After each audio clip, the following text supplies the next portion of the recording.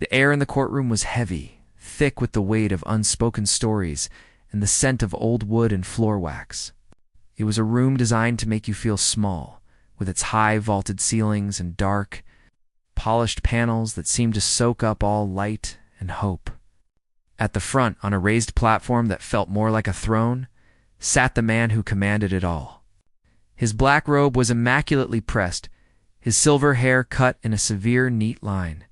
He was the judge, a man who had seen every trick, every lie, and every desperate plea the city had to offer, and he had long since lost his sense of wonder.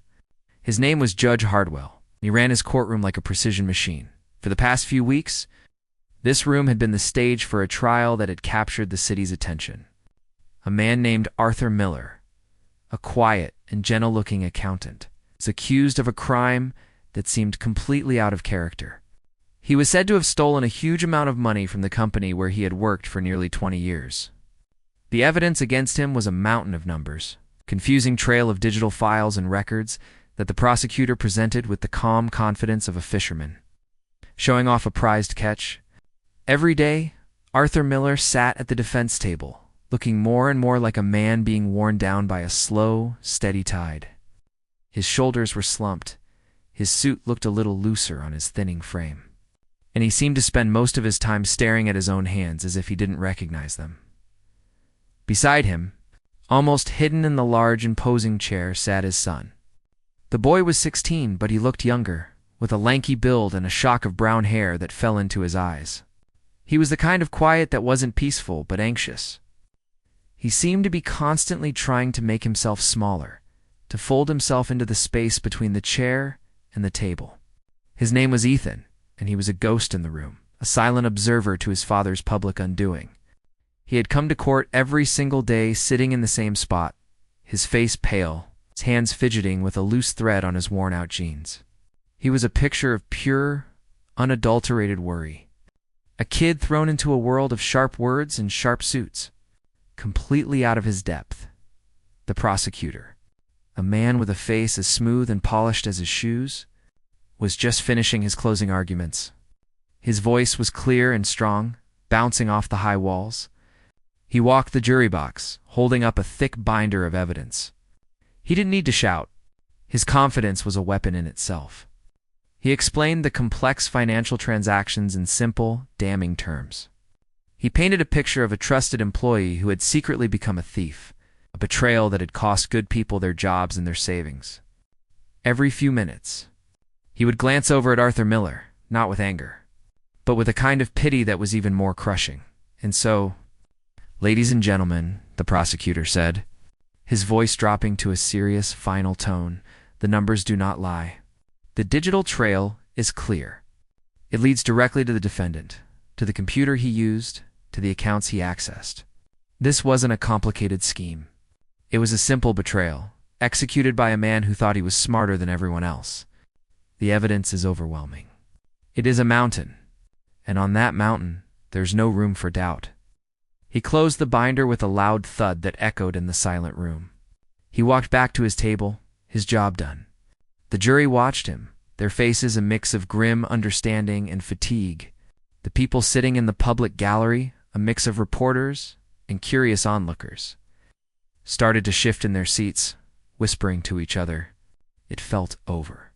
It felt like the ending was already written. Judge Hardwell looked down from his bench, his expression unreadable. He had a habit of tapping a silver pen on his desk, a quiet rhythmic tick-tock that always seemed to signal his impatience. The tick-tock stopped. He looked at the defense attorney, a kind man named Mr. Gable, who looked like he hadn't slept in a month. The lawyer stood up, adjusting his jacket, his face etched with a weariness that went beyond a simple lack of sleep. "The defense rests." "Your Honor, Mr. Gable," said his voice barely a whisper. A murmur went through the courtroom. The defense rested. They weren't even going to try. They were just giving up. The prosecutor allowed himself a small, tight smile. Judge Hardwell leaned back in his backed chair, and for the first time all day, a change came over his face. The corners of his mouth twitched, pulling up into a small, knowing smirk. It wasn't a happy smile. It was the smirk of a man who had seen a predicted outcome arrive right on time. It was the look of someone who was bored by the lack of a real fight. He had expected this, but it was still disappointing. He let the silence hang in the air for a moment, letting the weight of the defense's surrender settle over everyone. He looked at Arthur Miller, who had simply bowed his head, his shoulders shaking slightly. Then the judge's eyes moved to the boy beside him, the shy, nervous teenager who had been nothing more than a piece of the background scenery. The smirk deepened. It was a look of pure, unfiltered condescension. He saw a defeated man and his scared, helpless son. He saw another open and shut case for his record. He picked up his pen again. Not to tap it this time, but to ready himself to sign the papers that would send the trial to the jury. But then, Mr. Gable spoke again, his voice a little stronger, as if he had just remembered one last, desperate idea. "Your Honor," the lawyer said, clearing his throat, "before we conclude, the defense would like to call one witness." Judge Hardwell's pen stopped midair. He raised a single, skeptical eyebrow. The prosecutor looked over, genuinely surprised. The jury members turned their attention back to the defense table, their curiosity piqued. A witness. After the defense had rested, it was a strange and clumsy move. "And who might that be, counselor?" the judge asked, his voice dripping with a dry, sarcastic tone. He was already annoyed by this pointless delay. Mr. Gable took a deep breath. He looked over at Ethan, who seemed to shrink even further under the sudden attention. "The defense calls Ethan Miller." The name hung in the air. A 16-year-old boy, the defendant's son. As a character witness, it was a long shot, a plea for sympathy. But in the face of so much hard evidence, it felt like throwing a single grain of sand at a tidal wave. A few people in the gallery actually chuckled softly. The prosecutor just shook his head in disbelief. Judge Hardwell stared at the lawyer for a long moment, his face a mask of disbelief that slowly melted back into that familiar, arrogant smirk. He let out a long, theatrical sigh, the sound of a man deeply put upon by the incompetence of others. He looked down at the boy, who was now standing on shaky legs and walking toward the witness stand. He was all arms and legs, moving with the awkwardness of a puppy that hasn't grown into its paws. He seemed terrified. When Ethan was finally sworn in, his voice was so quiet the court reporter had to ask him to speak up. Judge Hardwell leaned forward, resting his chin on his hand, his eyes fixed on the boy with an almost predatory interest. He wasn't just going to let this happen. He was going to make an example of this desperate, pointless maneuver, all right? "Let's get this over with," the judge said, his voice booming in the quiet room, making Ethan flinch. He didn't wait for the defense attorney to ask the first question. He took control, as he always did. He looked at the shy teenager, a figure of pity and absurdity in his oversized hoodie. "Young man," Judge Hardwell began, his tone loaded with condescension, "you are here to speak about your father's character. That is very noble. But we are in the middle of a trial about complex financial crimes.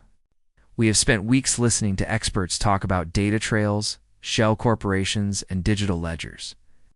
He paused, letting the words sink in, making the boy feel even more out of place. "So, tell me," he said, leaning into the microphone, his smirk returning in full force.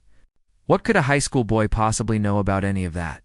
What could you possibly say that would change the outcome of this case?" The question hung in the air, like a bad smell. It wasn't really a question. It was a statement disguised as one. It was a wall, built high and strong, designed to stop the boy before he even started. The judge's words were meant to be the final nail in the coffin. A moment of public humiliation for the defense attorney and a show of force for the courtroom. You could feel the collective satisfaction ripple through the room. It was the kind of sharp, cutting drama that people craved, a moment of pure, unscripted reality. The reporters in the gallery were already scribbling in their notepads, their headlines practically writing themselves. Judge Skold's defense in final days. Son's testimony mocked as prosecution's case nears conclusion. Ethan sat frozen in the large, stiff chair of the witness stand. His face was pale, almost the color of cream, and his eyes were wide with a fear so pure it was almost painful to witness. He looked like a small animal caught in the headlights of a speeding truck. He could feel the eyes of every single person in the room on him, and they weren't just looking. They were judging. The judge's question was like a physical blow, and he didn't know how to recover. The world had shrunk to the size of this wooden chair, and it was shrinking fast. He could hear his own heart hammering against his ribs, frantic wild drumbeat in the sudden echoing silence. His father, Arthur, watched from the defense table, his face a mask of anguish. He saw the shame on his son's face, the cruelty of the judge's words, and a wave of something stronger than his own fear washed over him. He wanted to stand up, to shout, to tell the judge to leave his boy alone. But his own lawyer, Mr. Gable, put a firm, calming hand on his arm. Arthur's shoulders slumped again. He was powerless. He could only sit and watch, a prisoner in his own tragedy. As the court turned its sights on his son, the defense attorney, Mr. Gable, felt a hot flush of anger on his cheeks. But he knew better than to show it. Arguing with the judge would only make things worse, not just for him, but for Ethan. He took a breath, trying to regain some control of the situation. He walked over to the witness stand, forcing a calm expression on his face. He needed to handle this gently, to guide his client away from the judge's sharp-edged trap. "Your Honor," Mr. Gable began, his voice steady but careful, "my client is here to provide context, a human element to a case that has until now been buried in numbers. We believe the jury deserves to hear." Judge Hardwell cut him off with a sharp, dismissive wave of his hand.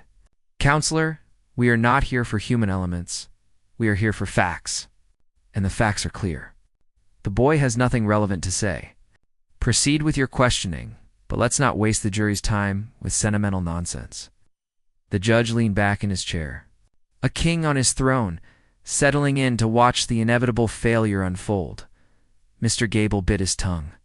He knew the judge was baiting him, daring him to argue. Instead, he turned to Ethan, his expression softening. "Ethan," he said, his voice quiet and gentle, "it's all right. Just take a deep breath. Can you do that for me?" Ethan gave a tiny, almost invisible nod. He tried to take a breath, but it felt like his throat was closing up. The air in the room was too thick, too heavy. He felt dizzy. He looked out into the rows of faces in the gallery, all of them strangers. All of them looking at him with a mix of pity and morbid curiosity. He just wanted to disappear. "Ethan," Mr. Gable prompted again, his voice a low anchor in the storm of the boy's fear. "Can you tell us a little bit about your dad? What's he like at home?" It was a simple question, a softball. The kind of question you ask in these situations just to get the witness talking, to get them to loosen their grip on the microphone and find their voice. Ethan knew what his lawyer wanted. He had practiced this with him yesterday afternoon in a small, stuffy conference room. He was supposed to talk about his father's love for gardening, how he would spend hours in their small backyard, coaxing life from the soil. He was supposed to talk about how his dad always helped him with his math homework, even after a long day at work, patiently explaining problems over and over until he understood. He was supposed to paint a picture of a good, kind man. That was the plan. He opened his mouth, but the words wouldn't come. The judge's voice was still ringing in his ears. What could a high school boy possibly know? The question was a poison seeping into his confidence and rotting it from the inside out. The judge was right. What did he know? He was just a kid. He felt a hot rush of shame creep up his neck. He was here to help his dad, but all he was doing was making a fool of himself and embarrassing everyone. He finally managed to force a few words out, but they were quiet and shaky, barely audible to the people in the front row. He's a good dad. His voice cracked on the last word, and he had to look down at his hands, twisting a loose thread on his jeans again. It was his only defense mechanism against the overwhelming weight of the room. Mr. Gable tried to be patient. In what way is he a good dad, Ethan? Can you give us an example? Ethan shrugged, his shoulders hunched up to his ears. He couldn't think. His mind was a complete blank. All he could think about was the judge's smirk, the prosecutor's smug smile, the feeling of all those eyes boring into him. He felt a single hot tear well up, and he quickly blinked it away, furious with himself for being so weak. "I don't know," he mumbled, his voice barely a whisper. He's there. It was a pathetic answer. It was nothing. A few more quiet chuckles came from the gallery. Even one of the jurors, an older woman with a severe haircut, shook her head almost imperceptibly. Mr. Gable's heart sank. This was a disaster. He looked over at Arthur, who had his face buried in his hands. This wasn't just failing. It was a humiliation. Judge Hardwell watched the scene with a sense of grim satisfaction. He had been right. This was a complete waste of everyone's time. He picked up his silver pen and started tapping it on the desk again, a steady, impatient rhythm that cut through the silence. Tick-tock, tick-tock, tick-tock. It was the sound of a clock running out. He was letting the boy hang himself with his own incompetence, making a public example of the defense's desperate strategy. "Counselor," the judge said, his voice sharp and cold, stopping Mr. Gable before he could ask another question. "Is this all you have? Vague, one-word answers? If you have no actual line of questioning, we can move on to the prosecution's rebuttal. The jury's time is valuable." The lawyer felt a knot of frustration tightened in his stomach. He was out of moves. He knew Ethan was a smart kid, but this pressure, this public scrutiny, had completely paralyzed him. He was about to give up, to tell the judge they had nothing further. But then something changed. It was subtle at first. Ethan, who had been staring down at his hands, slowly lifted his head. The fear was still there, swimming in his dark eyes, but something else was there too. It was a flicker of something different. A spark. It was the look of someone who has been pushed into a corner and has suddenly realized there is nowhere left to run. The only way out was through. He didn't look at his lawyer. He didn't look at his dad. He looked directly at the judge, at the man on the throne who had mocked him and dismissed him. His voice, when he spoke, was still quiet, but it had lost its shaky, uncertain quality. It was clear, and it carried a surprising weight. "Your Honor," he said. The judge stopped tapping his pen. The courtroom, which had been buzzing with quiet murmurs and the rustle of papers, fell instantly silent. Everyone turned to look at the boy. Even the prosecutor looked up from his files, his expression one of mild annoyance.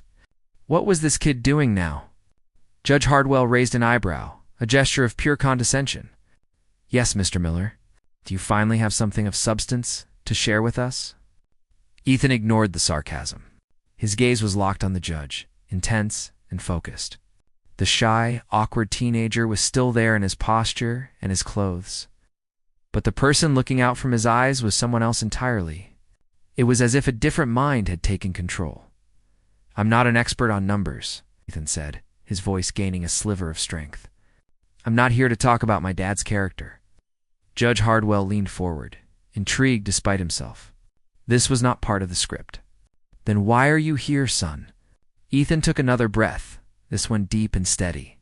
He looked away from the judge for the first time, his eyes scanning the large screen on the wall where the prosecutor had displayed his exhibits. He looked at his own lawyer, then at his father. He was making a decision, a leap of faith that would change everything. "The prosecution presented a digital ledger," Ethan said, his voice clear and precise. "It was called Exhibit A. I would like to see it again, please." Confused silence filled the room. The prosecutor stood up. "Objection, Your Honor.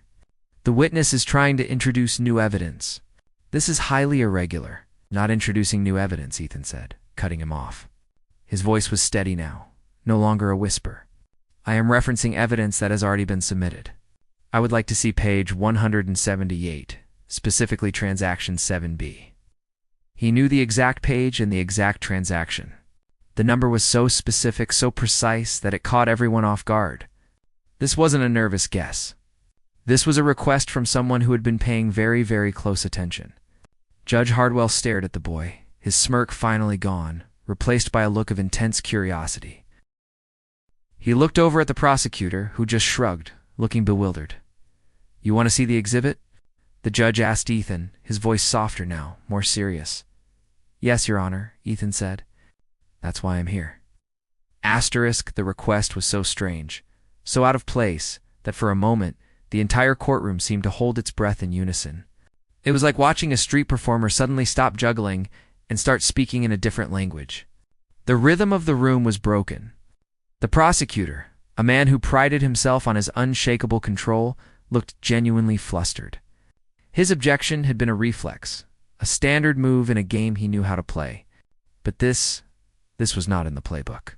A teenager, a shy, tongue-tied boy who couldn't even answer a simple question about his father, was now making specific technical requests about complex financial evidence. It made no sense. Judge Hardwell stared down from his bench, his eyes narrowed, his face a study in concentration. The arrogant smirk had vanished completely, wiped away by a wave of pure curiosity. He was no longer dealing with a sentimental sideshow. He was dealing with an anomaly. He tapped a single long finger on his desktop, not with impatience this time, but with a thoughtful, deliberate rhythm. He was processing the situation. He looked at the defense attorney, Mr. Gable, whose mouth was slightly agape in a silent expression of shock. The lawyer was as surprised as anyone else. This had not been part of their strategy. Their strategy had been to fail gracefully and hope for a small measure of sympathy from the jury. They had not planned for this, Counselor, the judge said, his voice low and directed at Mr. Gable. What is the meaning of this? Is your witness now an expert in forensic accounting? Mr. Gable, still clearly stunned, shook his head slowly. He looked at Ethan, who was now standing tall, his hands resting calmly on the witness stand railing. The boy who had been trying to make himself disappear just moments ago was now the most solid thing in the room, Your Honor. I have no idea, Mr. Gable stammered, his honesty disarming. This was not something we discussed. This seemed to satisfy the judge's curiosity more than any prepared answer could have. He turned his full attention back to Ethan. There was no more condescension in his voice, only a serious, inquisitive tone. Young man, you have made a very specific request. You are disrupting the established order of this court. Before I even consider granting it, you will explain to me, right now, why you are doing this. Why do you need to see that page? Ethan met the judge's gaze without flinching. The fear was still there, a shadow in the background of his eyes, but it was no longer in control. It was like he had found a switch inside himself that he had never known existed, and he had flipped it. A new, quiet confidence was now running the show. Your Honor, Ethan began, his voice clear and steady. For the past 3 weeks, I have sat in that chair and listened to this trial. I've listened to the prosecutor's experts talk about data and files and servers, and I've heard my own lawyer not challenge a single thing they said. He paused, and a flicker of hurt crossed his face before being replaced by his intense focus. I am not an accountant. My dad isn't either, but I do know a few things. My dad loves old things. He collects them. He has an old record player, old cameras, an old typewriter. He likes things that are simple and that he can understand. He doesn't trust new technology. He barely knows how to work his own smartphone. He keeps all our family photos on printed paper in photo albums. You let that sink in. It was a simple, human story, but in the context of the trial, it was a powerful piece of character evidence that the defense had never even thought to present. The prosecutor claims my dad is a criminal genius, Ethan continued, his voice gaining strength as he found his rhythm. He claims my dad somehow masterminded a complex digital scheme using advanced software to hide his tracks. That's the story they've been telling. The story they built their entire case on. He gestured toward the large blank screen on the wall. But their story has a hole in it. A big one. And it's right there on page 178, Transaction 7B. I want you all to see it, because that's where their story falls apart. There was a deep, resonant silence. This was no longer a shy teenager speaking. This was a prosecutor, a detective, laying out his case.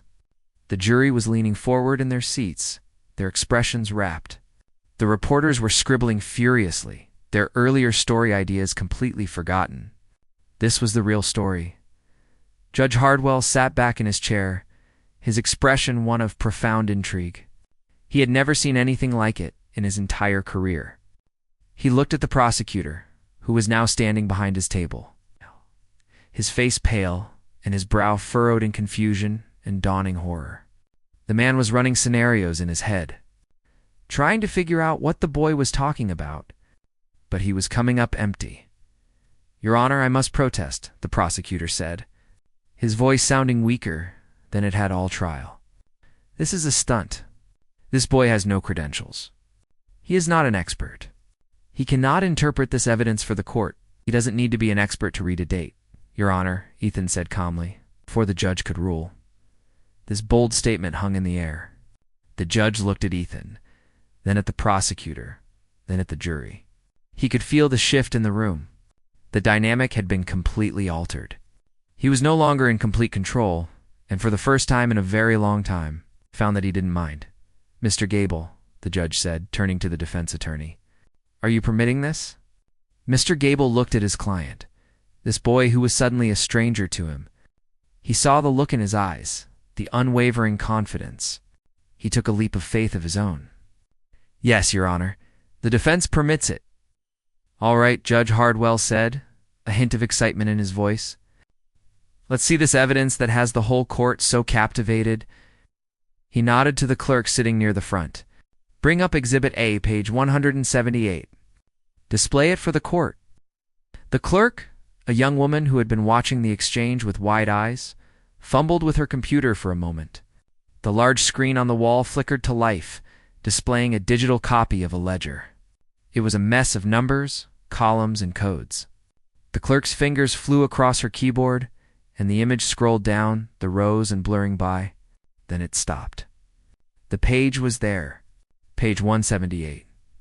In the middle of the screen was a highlighted line of text, Transaction 7B. It looked like any other line on the page.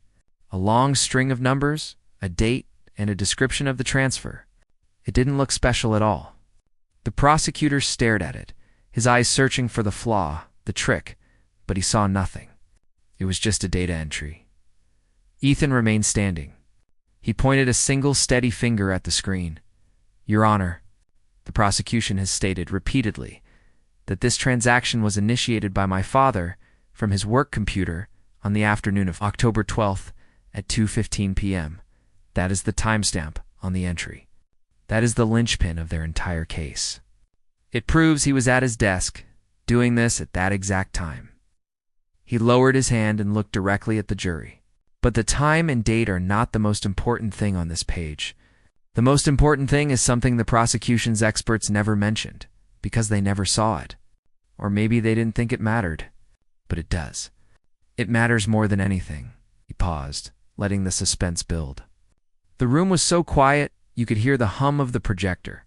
"Look at the software version listed in the metadata column at the end of the row," Ethan said, his voice cutting through the silence like a knife. "The software used to create that entry is called DataTrack Pro.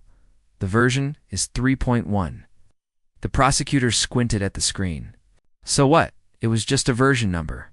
But then Ethan delivered the bombshell. His voice was calm, almost conversational, which made it all the more devastating. "Version 3.1 of that software was not released to the public until October 28th, he said. 2 weeks after my dad supposedly made that entry. He couldn't have used it because it didn't exist yet." A collective gasp seemed to suck all the air out of the room. The prosecutor's face went from pale to ashen. He staggered back a step, his hand reaching out to steady himself on his chair. He stared at the screen, then at Ethan, his mind reeling. He hadn't checked the release date. Nobody had. They had just assumed the software was current. They had trusted the data, but Ethan wasn't finished. He had one more thing to show them, one final, fatal blow to the case against his father. He looked at the judge, his eyes clear and resolute, and that, "Your Honor," he said, "is not the only reason that ledger entry is a fake." The courtroom was no longer a room. It had transformed into something else. Vacuum where all sound and all air had been sucked out, leaving only a profound, ringing silence. Ethan's last words hung in that vacuum, shimmering with an impossible weight. For a long, drawn-out moment, nobody moved. The court clerk, her hand frozen over her keyboard. The jury, 12 people, whose faces were a uniform mask of stunned disbelief. The bailiff, who stood by the door, his mouth slightly open.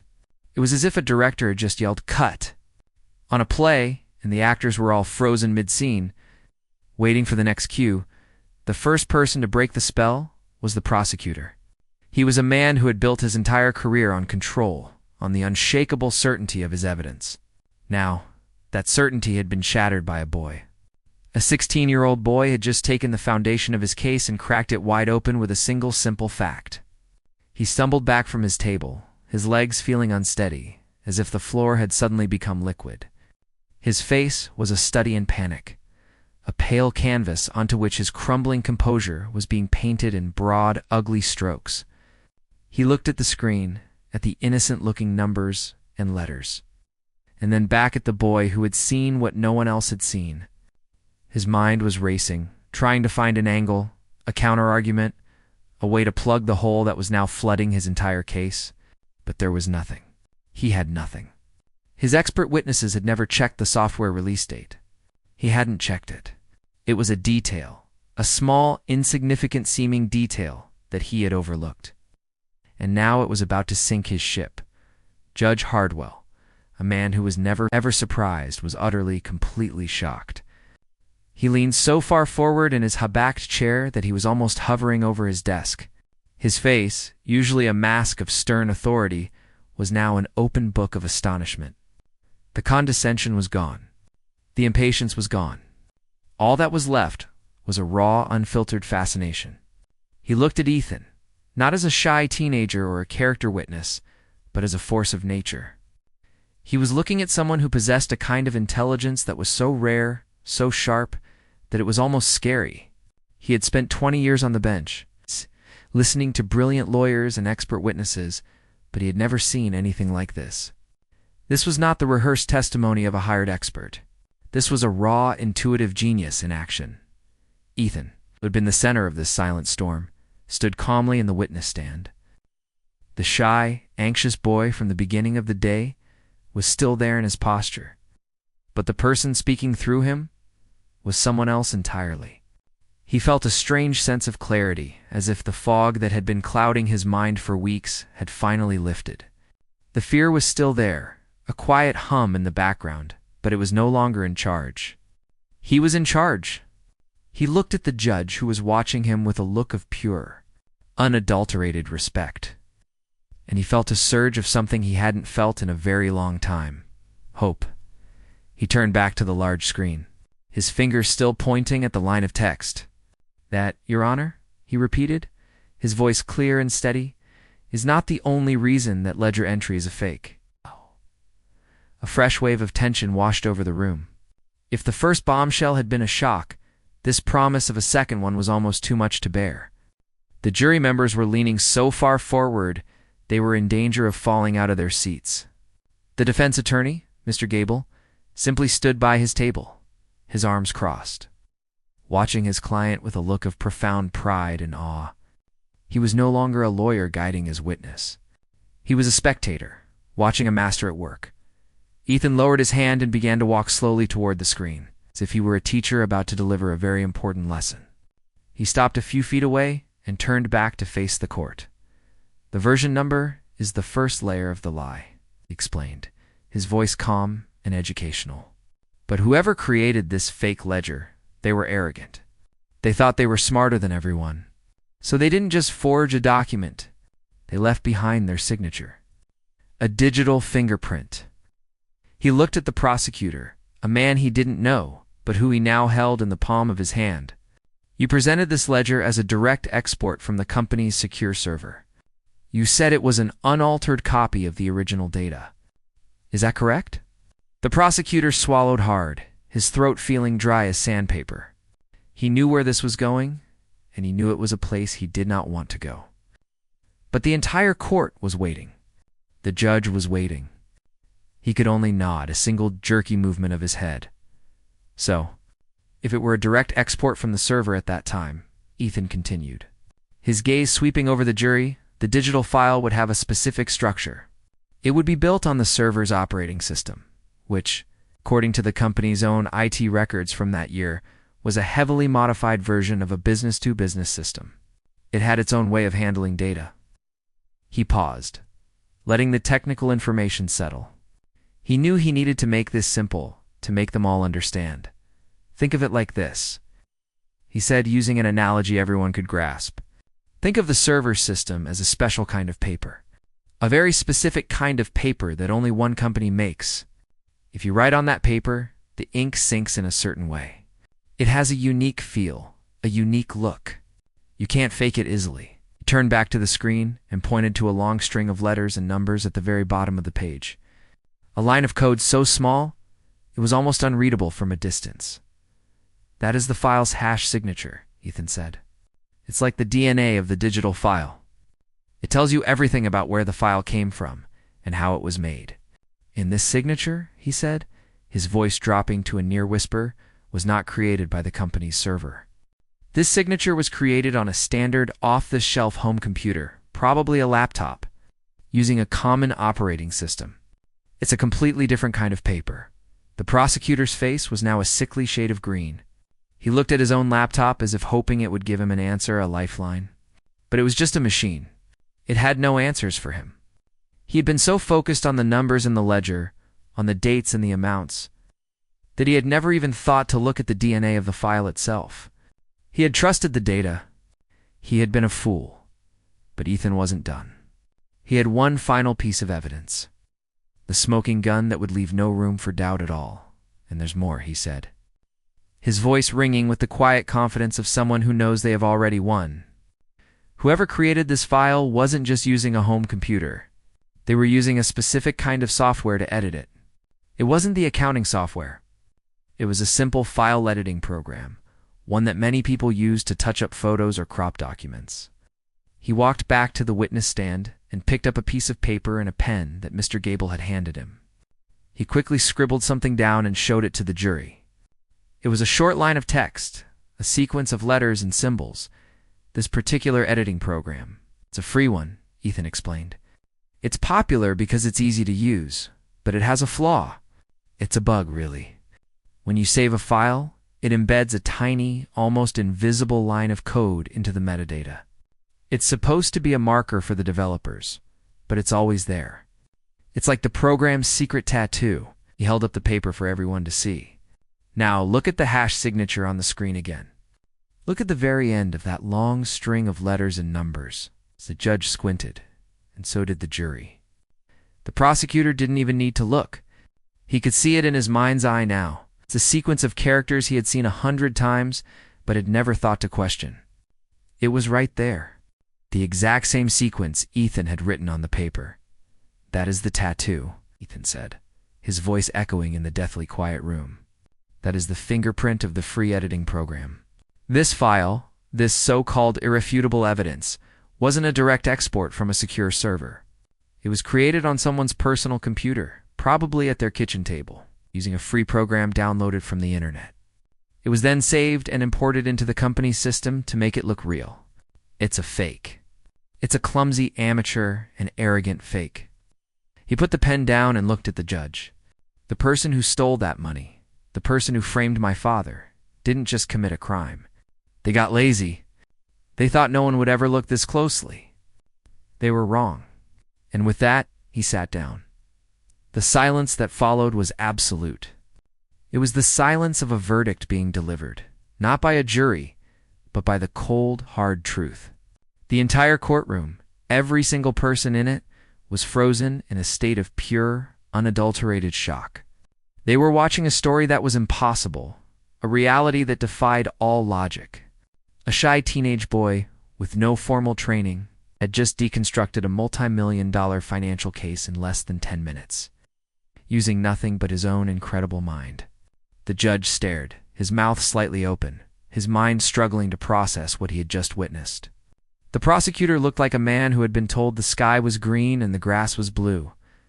The world he knew had just been turned upside down. And in the middle of it all, Arthur Miller sat with tears streaming down his face.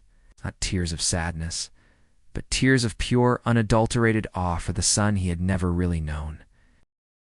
The silence that had frozen the courtroom solid was finally shattered by a sound that seemed to shake the very foundations of the building.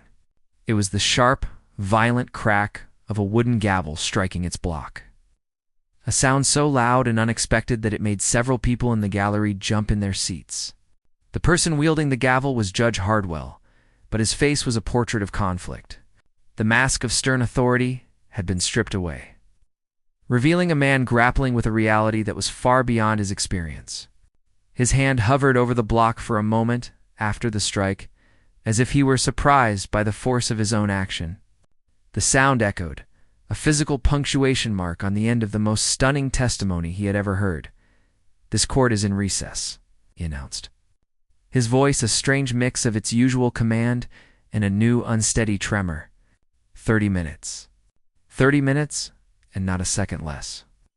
He didn't look at the jury or the lawyers. He looked only at Ethan, his gaze a complex mixture of disbelief, respect, and a dawning sense of awe. Then he stood up abruptly and swept out of the side door of his chambers, the heavy door clicking shut behind him, leaving a stunned courtroom in his wake. The moment the door clicked shut, the frozen spell was broken. The room erupted, not into chaos, but into a wave of explosive whispered energy. It was like a dam had burst, and all the pent-up tension and disbelief came flooding out at once. The reporters, who had been scribbling frantically, now abandoned their notepads and scrambled towards the exits, their phones already pressed to their ears, barking headlines into their receivers. "You are not going to believe this," one of them hissed into his phone as he pushed past a startled onlooker. The kid just dismantled the entire case. The bailiff, a man who had seen it all, stood by the door with his arms crossed, a slow, maze smile spreading across his face. He shook his head slightly, as if trying to clear it of a dream. The jury members looked at each other, their faces a mixture of shock, confusion, and a kind of shared wonder. They weren't thinking about legal procedure anymore. They were thinking about the boy. They were thinking about how a quiet, nervous teenager had just stood up and, with the quiet certainty of a surgeon, cut the heart out of the prosecutor's case. The prosecutor, a man whose professional life was built on a foundation of confidence, was a wreck. He didn't move. He just stood behind his table, staring at the no-dark screen, his face ashen. His junior associates approached him cautiously, as if he were a wounded animal. He didn't respond to their whispered questions. His mind was a whirlwind of panic and disbelief. How could he have missed it? He had been so sure, so confident in the mountain of evidence. He had built his entire case on that ledger, that one simple digital document. And now it was worthless. It wasn't just worthless. It was a liability. It was proof that someone had framed Arthur Miller, and in his zeal to secure a conviction, he had paraded the evidence of that framing for the entire world to see. He felt a cold dread creep up his spine as he realized the implications, not just for this case, but for his career. He had been used. He had been a pawn in someone else's game, and the quiet kid in the hoodie was the one who had pointed it out. In the center of this storm of activity stood the defense table, an island of quiet emotion. Arthur Miller had his face buried in his hands, his shoulders shaking with silent, racking sobs.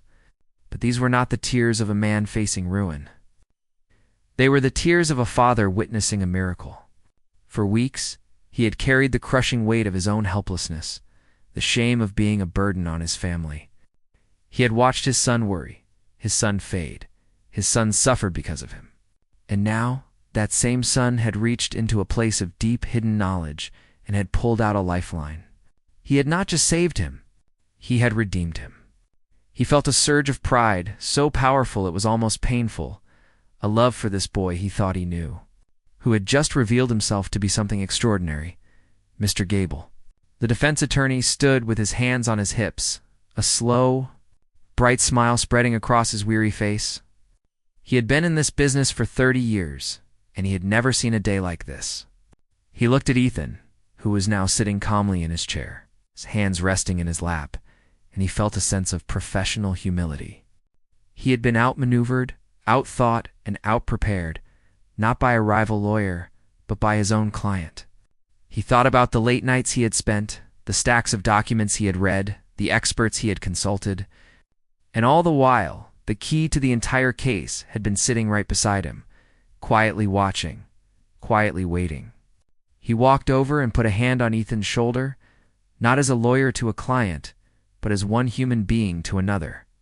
"That," he said, his voice thick with emotion, was the most incredible thing I have ever seen in my life."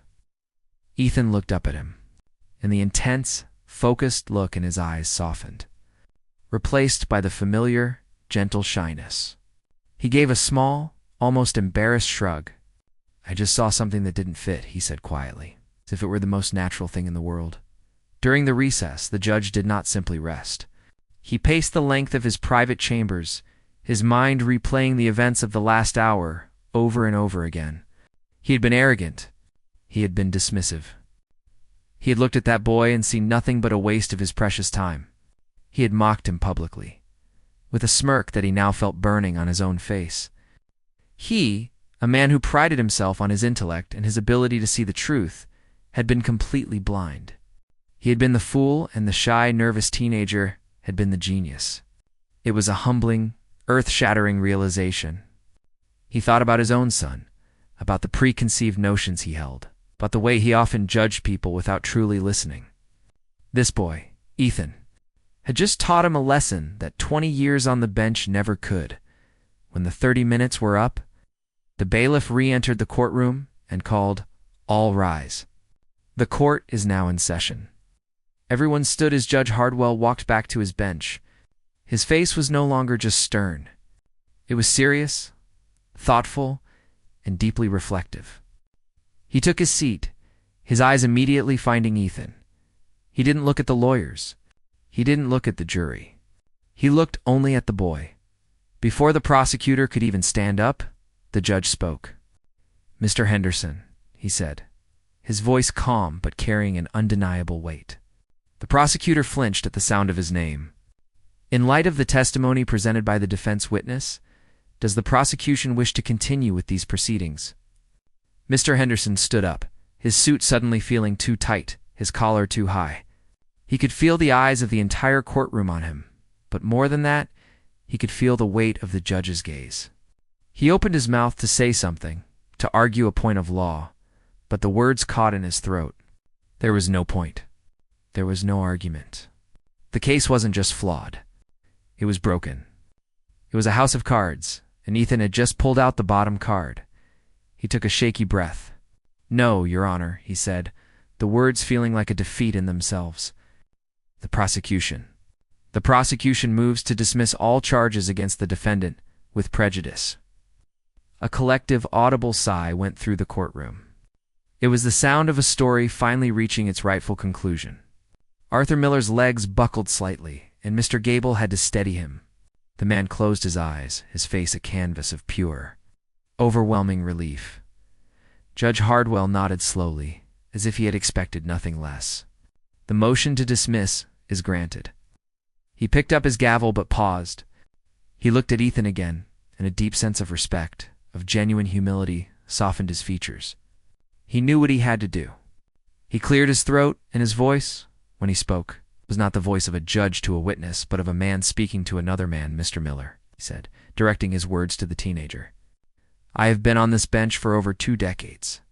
In that time, I have seen brilliant attorneys. I've seen expert witnesses with more letters after their names than in the alphabet, and I have seen every trick in the book. I have never in all my years witnessed such a brilliant, courageous, and irrefutable deconstruction of evidence." He leaned forward, his voice dropping to a more personal, intimate tone that carried through the silent room. "This court, and I personally, owe you an apology.